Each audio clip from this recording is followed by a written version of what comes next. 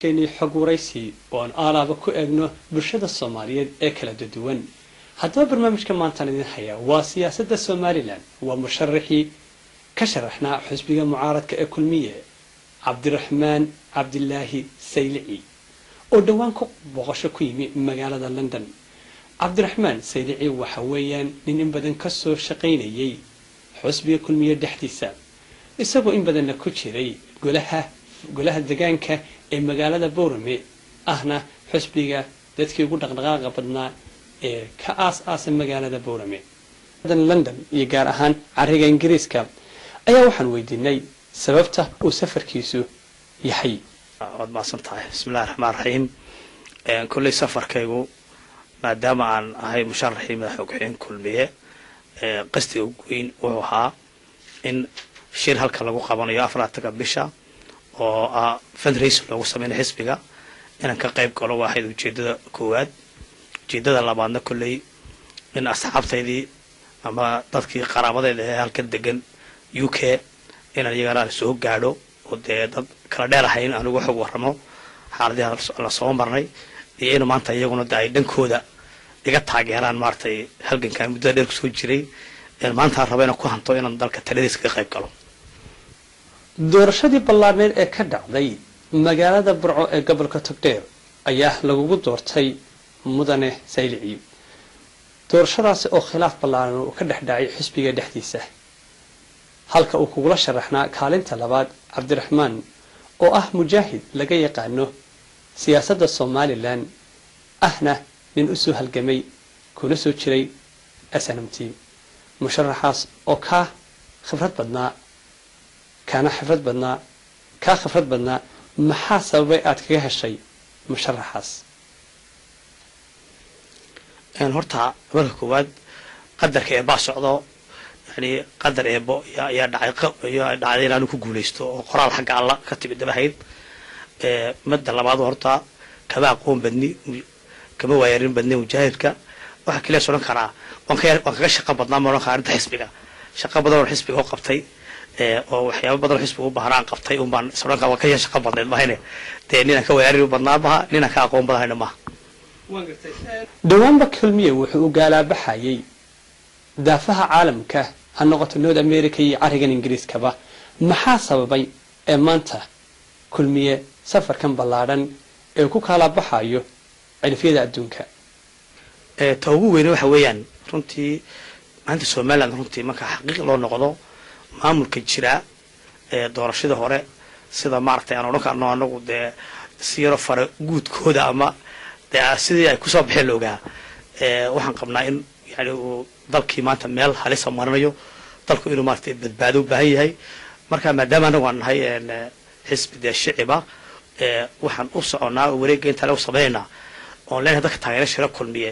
inay naga caawiyaan si dalka loo badbaadin lahaa sidii kulmiye hoggaanka u qabsan lahaa sidii dalka isbedel loogu sameyn lahaa ay ka mid tahay socdaaladan oo waxay yaani dadkii aan ku qancino in dalku isbedel u baahan yahay marka nin adduunyo nagu tara dhaqaale lagu tara iyo nin arrin loo kordhiyaba waxaan u socnaa waxa weeyaan sidaan u guuleysan lahayn doorashooyinka soo socda ee dhaqaale ugu helayn maadaama qolada la tartamayna dawladdu ay nagula tartamayaan dhaqaalihii dadka dhaxeeyay ee cashuurtii hooyada laga qaaday ee walaalkay laga qaaday baabuurkii umada ka dhaxeeyay dawladdu lahayd miidii dadka dhaxeeyay dagaalka nagu socdaa oo adag yahay oo aanan jirin yani sida caalamka horumaray wax dhaxo oo xisbiyada u dhaxyaaru jirin waxa la maadaama dawladdu wixii ay naga dhaxeeyo dhalay ku dagaalamayso inaguna dadkii shacbiga ee taageersan leenahay naga caawiyaan dhaqaalaha halis baad sheegtay wadanku inuu ku jiro ama wadanku uu dhibaato weyn ku jiro halis sidee ku jira wadanku halistu ku jira waxa weeyaan waxa maanta aad u baaba'san macnaheedu nidaamkii maamulkii oo ay aad u jeecay waxa jira corruption musuq fara badan baa jira oo hantida ummadda waa lagu tagrifalayaa cadaalad darro badan baa jirta oo cadaaladii yani maxkamadihii iyo wixii oo dhani يعني وين ونك شيل هايستون بامانتا أما نك يعني مضحي أما oday أما سلطانة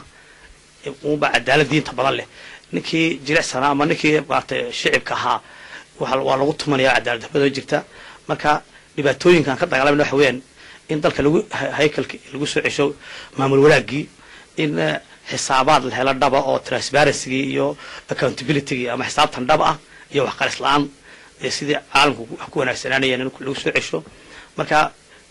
adeegyadii dadka oo hadday caafimaad tahay hadday biyi tahay hadday leerkii tahay wixii oo dhan baa wada baaba'san runtii oo dhulka galay marka waxyaabaha soo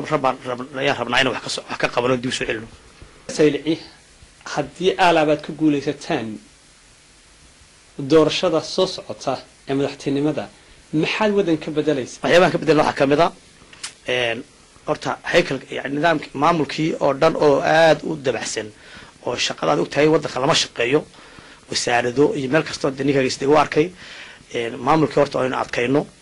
adeegyadii bulshada oo baabaayan aynu noolayno sida biyaha laydhka waxyaabaha aynkaas sanitationka oo waad ogtahay in caasimadihii magaalooyinka waaweynada caasimadaha dee yani gudaafada dhex taalla waad arkaysaa marka waxyaabaha wax ka bedelna adeegu waa adeegyada bulshada waa mid siyaasadda arrimaha dibadda oo aan leenahay anagu wax badan baa dee aan loo maarata laga howlgelin sidii loo qadiyada somaliland loo dardargelin lahaa saddexda arrimood ba inaan maarata ku leeyahay wax badan ka bedelno abdiraxmaan in badan ba waxaad joogtay magaalada london runtii maxaad ka filaysay magaalada london sawirkan kulley waa waddan horumare buu ahaa oo magaalo aada u qurux badan baa horta eegayay xaqiiq oo dee maaragtay sidan telefishinna ka daawado sky scarabris fooqa dee boqol fooq isku saaran runtii intaa imika ka arkay anigu saylac oo dee magaaladii saylac aqaladii anigu aan maaragtay luminay ee dayactir weynay oo dumay oo aada loo qurxiyo oo la ilaaliyo dayactirkooda iyo bii'addii ay ku aqaladaas ku yaaleen oo aada loo qurxiyo oo dee wadda meelo laabi loo sameeyey umaan horta ka arkay waxaa kaloon ka arkay dadkii anagu ahay xaggaa waktiga fiican iska haystee oo dadkii dhibaataysay waktigiiba la dhibaataysan yahay oon yani qofna qof kale uun haleeli karin oo yani bii'adda dhulkan taallaa ay tahay nolol aada u adag oo maantaan qaba uun siyaasadda soomaalida dayaceen dadka soomaalida oo hadday maanta wax hagaajin lahayeen dadku nin walba dhulkiisii uu kusoo noqon lahaa oo dadkani nin dab ku jiro maanu imid anu oo meelay kusoo nafisaan oo kusoo noqdaan un laabaan oo kale marka haddii dadka siyaasadda soomaalidu somaliland iyo soomaalida kaleba hadday wax wanaajiyaan oo ay dee danta ummadda eegaan oo isku tanaasulaan oo dawlade iyo nidaam la dhiso waxaan qabaa in dadkani ay dhibta ay ku jiraan dee sababta waxay u barteen dad dhul haysta hayeen oo dhul dee fara badan haysta waqti ay dhul ka shaqaysta haysta ehel haysta laakiinse dad ciidan ku jiro oo nin walba afartiisa caruura uu la cadiban yahay yaa rutooyimday marka waxaa leeyahay dadkani dee dad dhibaato ku jira weyn oo noloshii gaajada ay kasoo carareen bay un baan meesha ku haynin oo gaajo un bayna ka baqayno dee wax la quudiyo waa la siiyaa sida lai sheegayna dee ninka shaqaystaa intuu halkaaba ka hela unbu helaaba oo lacagta la siiyaa markaan waraystay dee inkamkii halkaa qofka dahabshiil u shaqeeya ama telesom u shaqeeya ee $200 $300 qaata lacagtii lacag u dhigaton baan ku helaa wuxuu saa haystaa adeeg buu haystaa amaan caafimaad iyo dhul wadooyin qurux badan iyo nadaafad buu haystaa marka fikirkaaga haysta waxa weeyaan dadku kulley waxaan arkay dee qurbaha inay ku ciiri badan ay ku qabaan 24 bisha koowaad 1909 waxaa ka dhacaya shirweyne aad iyo aad u ballaaran magaalada london waa maxay sababtu dadka reer somaliland ee ku nool maxaad ugu yeedhaysaa waa shir ballaaran oo kulmiyahaan reer kulmiya qabanqaabiye laakiinse ummadda somaliland oo dhan aan leenahay kasoo qayb galaan oon ugu sheeganayno oon ama aan tusayno ummadda wacyiga waddanka jira inaan ka dhaadhicino isbeddelka loo baahan yahay inaan u sheegno akhbaartii dalka hadday tahay tirakoob iyo hadday wax kastaba tahay iyo xaalad dalku maanta marayo waa shir aan rabnay inaan uga warrano jaalidahan maaragtay dibadda ee reer somaliland dabeedna aan taageero badanna aan ku raadinayno inaan maaragtay lanagu taageero isbeddel doonka aan raadinayno een dalka inaan maaragtay ku badbaadinaan rabno. Asalaamu calaykum.